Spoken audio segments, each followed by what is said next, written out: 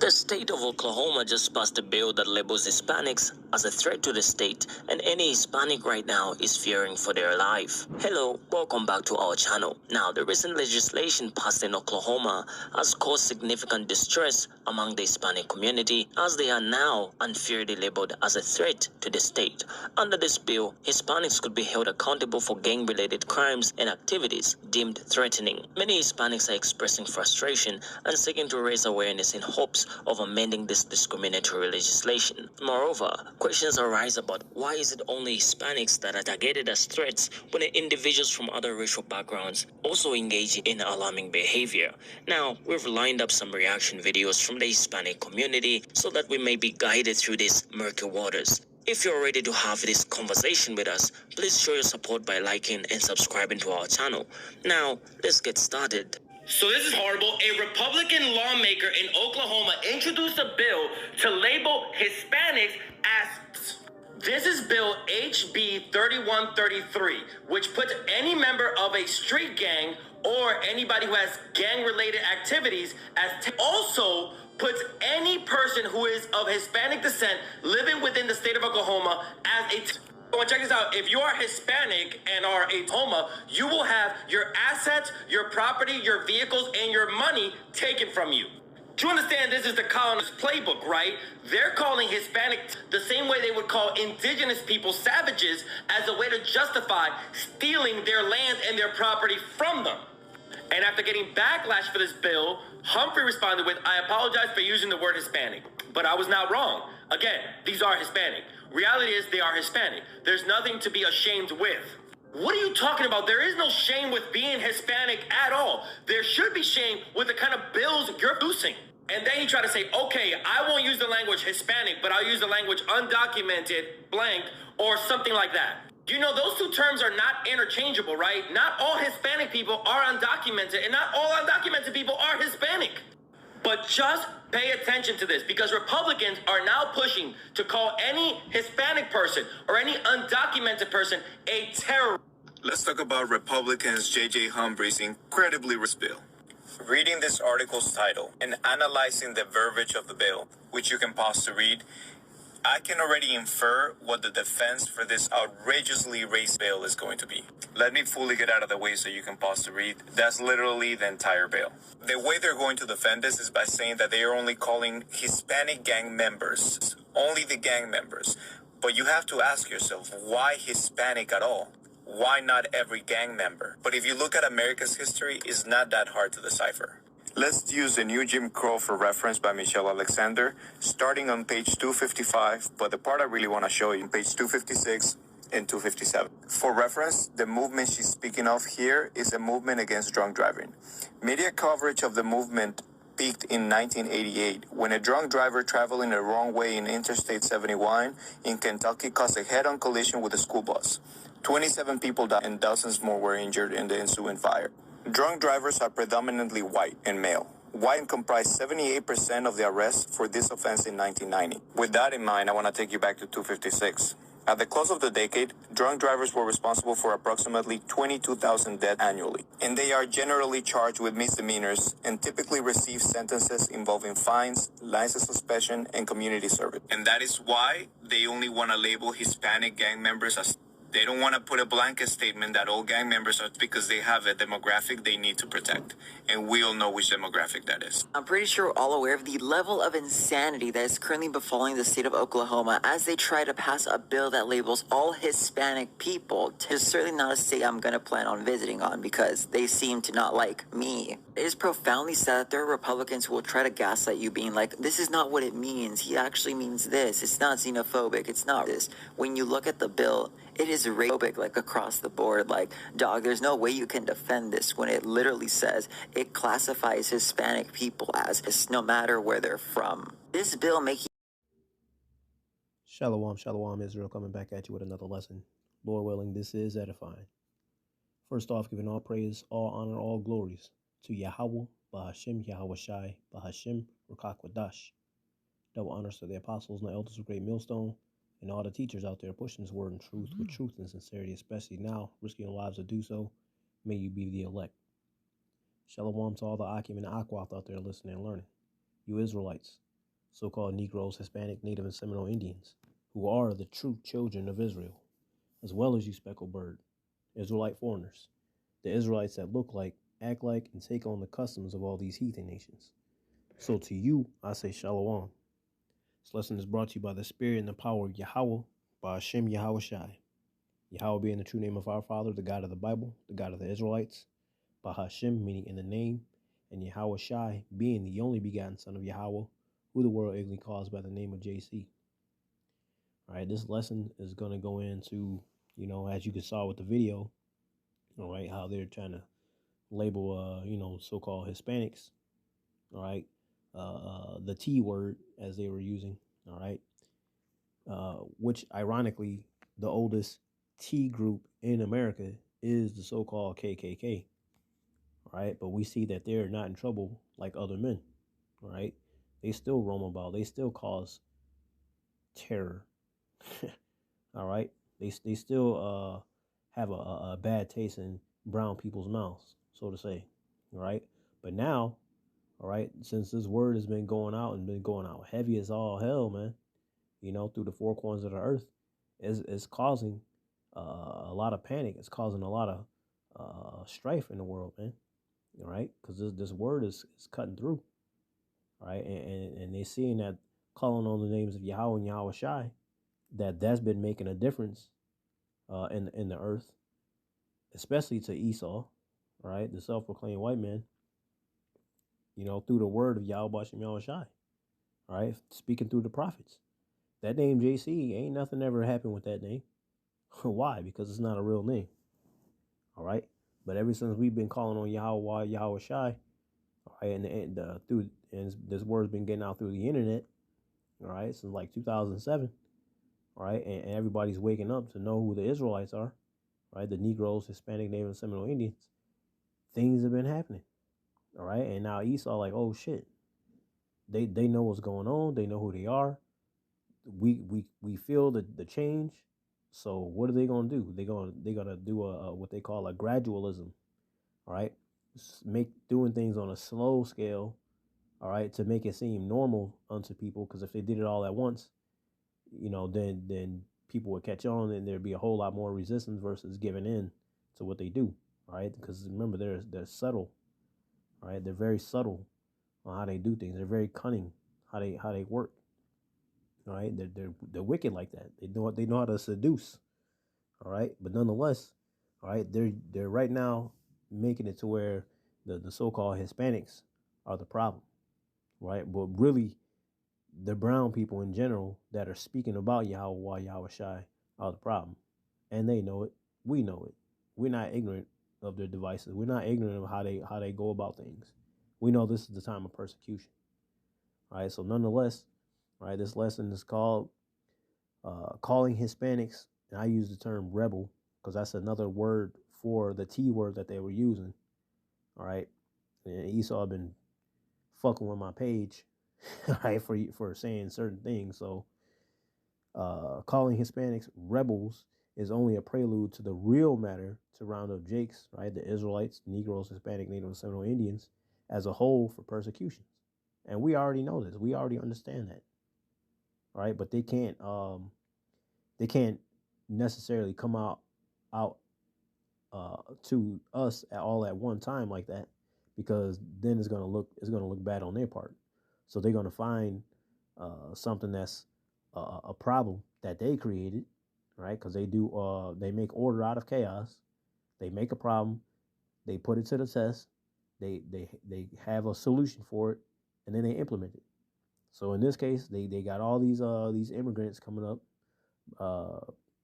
mostly speaking of the so-called Venezuelans, right, coming up from the south. But they got other immigrants that came in. But nonetheless, there's a lot of undocumented people, and especially with the so-called Venezuelans, the Hispanics, right, been causing a lot of problems, causing a lot of crime, and we already have the understanding of that too. That the Venezuelan government released a lot of these Venezuelans from prisons, right? Murderers, rapists, so on and so forth, and let them come to America. So these people are already prone and used to violence and committing, terror upon people, if you will. All right. So they already know that this is going to happen. They allowed it to happen. Also, they can do what? Have a reason to round up Jakes. In this case, the Hispanics, because they're becoming overbearing to all the people in America. All right.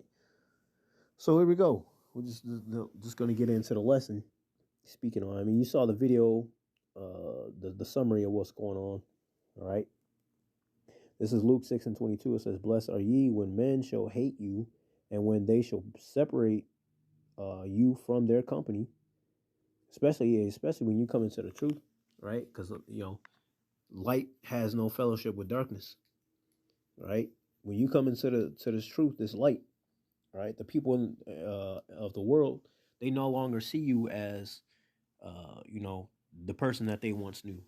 They see you as a separatist. They see you as somebody who's different. They can't vibe with you no more because you so godly and you're different. You're not the same. You too righteous, and they can't stand that. You're holier than thou. They can't understand that, and they don't agree with it. They don't accept it, right? Because that means you change, and so now you're different, and it won't work the same. All right, so what happens? You're separated. Either you separate from them or they separate from you. Either which case, hey man, oil don't mix with water. All right, those that come into the truth, this is water, man. The rest of the world is oil. They're stains, right? And they don't come out. They're committed to sin and wickedness, right? And you can't have no fellowship with the world like that, man.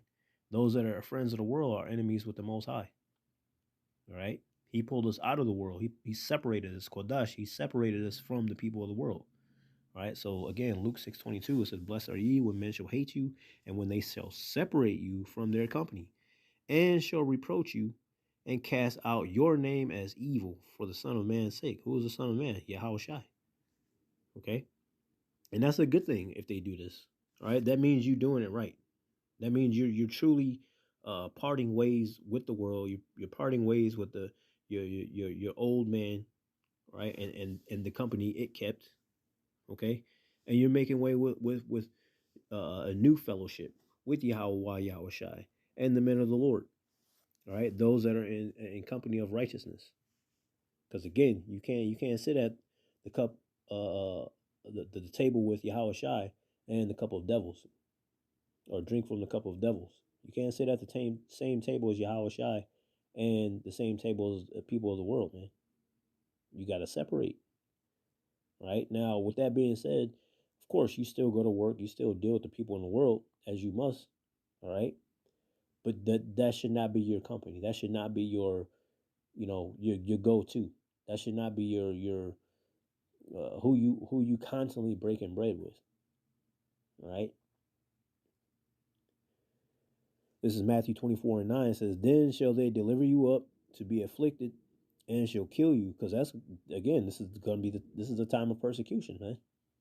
All right, and your enemies, your number one enemies are going to be them of your own household, man.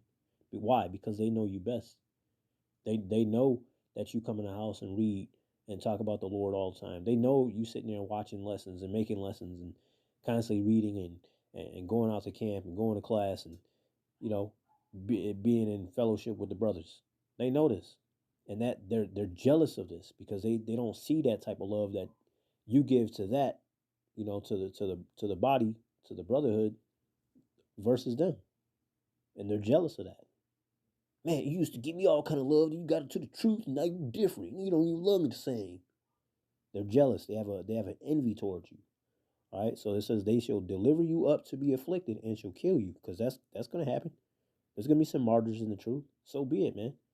Hey, that's just one step closer to being with Yahweh Shai. Yahweh and Yahweh Shai. All right? Let them do what they gotta do, man. Hey, because at the end of the day, who's the one who ordered the for you to be martyred? That coming from up top, from Yahweh Shai, man. Thy will be done. And the Lord's will is righteous, man. So whatever happens to any of us, that's the Lord's will, and it's a righteous judgment. All right, so it says, "And it shall kill you, and ye shall be hated of all nations for my name's sake. All these people, they've been hating us. They've been hating on the Israelites, man, the so-called Negroes, Hispanic, Native, and Seminole Indians. How much more so now? Especially when salvation is so close. The evils are ramping up, man. These evil spirits are ramping up. So of course they hate us more and more and more. Good. Fuck them. Right? Just like they say fuck us, hey, fuck them. Right? Our foreheads hard against theirs. That's a righteous thing, man. Right?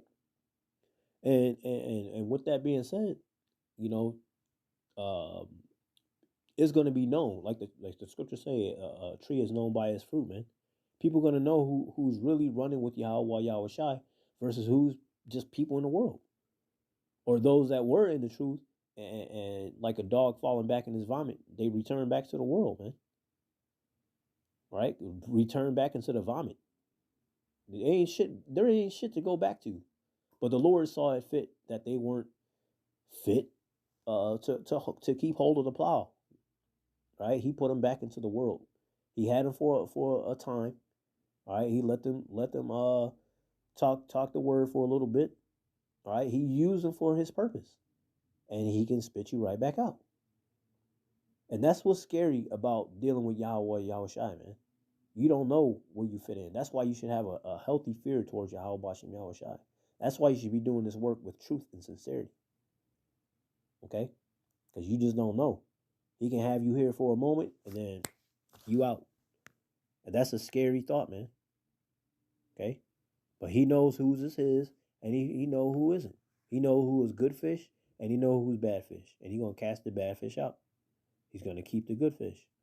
Just like if you got a vineyard, right, you're going to know what's the best of the best fruit by the way it tastes, by the way it looks, right, the way it's been presented, right? And then you're going to know which is the bad fruit because it's soured. It's got mold. It's got, it's been partially eaten at or whatever the case may be. It's fallen to the ground and turned to mush, right? That's what you discard, but you keep the rest, right? Exactly what Yahweh Bashim Yahweh Shai is coming to do with the men of the Lord and those that came back to the statutes, laws, commandments, the obedience of Yahweh Bashim Yahweh Shai, the 1/3 underneath the 144,000, those that will be judging the 12 tribes of Israel. Those the 144,000 are the best fruit, the best of the best fruit, right? What you present to your dignitaries, to your magistrates, majesties, should I say? What you're going to present to them of a high stature, and then you have your, this fruit was good enough. That's what you give to the rest of your company, and of course the spoiled bad fruit you throw out, you get rid of. All right, it's to be burned. It's of no value. Okay. And I say all that to get to this point, man. All these things are happening, all right, only to get to this point. This is Hosea 1:10. It says, "Yet the number of the children of Israel shall be as the sand of the sea." Why? Because we went into all these different captivities, all right, and made it with all these different people in all the different lands. So you're going to have people that look specifically like a Negro, Hispanic, Native, or Seminole Indian. But you're also going to have these same bloodlines of the children of Israel to look like all these other nations. Look like a so-called Chinese man. Look like a so-called Eastern Indian. Look like a so-called Scottish or Irish or Norwegian or so on and so forth. Okay? But even vice versa. You even going to have, terrors, right? People that look like a so-called Negro or Hispanic, Native, Seminole Indian, but their bloodline goes back to the heathen. People that are not Israelites. Okay? Those are the people that's going to be dealt with and totally destroyed. But the only ones that got salvation is the Israelites. Again, the Negroes, Hispanic, Native, and Seminole Indians, and those of foreigners, foreigners of the Israelites that look like all these other nations. All right, but their bloodline goes back to Israel. So again, Hosea 1:10 says, "Yet the number of the children of Israel should be as the sand of the sea." Again, because we made it with all these different people, and we own all these different continents and look like all these other people, versus looking, or should I say, on top of, as well as looking like a typical Negro, Hispanic, Native, and Seminole Indian. Right? It says, "Which cannot be measured nor numbered, and it shall come to pass that in the place where it was said unto them, Ye are not my people, right, Because even to this day, you guys can't be God's people. These people already said that they're God's people, and it's been that way all this time. You thugs, you N-words, whatever derogatory term they want to call a so-called Negro, Hispanic, or Native and Seminole Indian. That insert those words there. That's what they call upon us. That's why they say we are not the sons of God. Okay, ye are not my people. There it shall be said unto them, ye are the sons of the living God. Because eventually they're gonna see, they're gonna know, oh shit, man, these are the ones that we had in derision. These are the ones that we used to mock and scoff and so on and so forth. Now they're gonna see. The Lord is making it known little by little. Just like Esau think he doing things gradually on a wicked sense. All right, not understanding that that's the Lord doing that because he's made Esau his left hand, all right, of wickedness. Hey, just as well, the Lord is doing things on the right hand side on a gradual level. Remember, the Lord is about balance, right? But the world doesn't see it that way. They see it as, how they see it, right? With a naked eye, they can't see and understand spiritual matters, right? But this is a spiritual matter, right? When we're wrestling against spiritualities, man, different powers, not just what you see with the naked eye, right? So that's pretty much it, man. Again, the lesson about the persecutions that's coming. Right now, they fucking with the Hispanics, all right? But eventually, they're going to come around to gather all the so-called Negroes, the Hispanics, the Native and Seminole Indians. Because you got to remember, uh, Judah and Ephraim were oppressed together, right? The Hispanics and the Negroes were always together. So they're going to round us all up, man. All right, eventually. And as a whole, but they really aiming towards the prophets because we are the true threat through Yahweh Yahweh Shai. All right, so Lord willing, this was edifying, giving all praise, all honor, all glory to Yahweh, Ba'ashem Yahweh Shai, Ba'ashem Rakakwadash. Double honors to the apostles and the elders of Great Millstone and all the teachers out there pushing this word in truth with truth and sincerity, especially now. Risk your lives to do so. May you be of the elect. Stay prayed up and repent, not just for this lifetime, but your past lives as well. Shalom. Yahmar.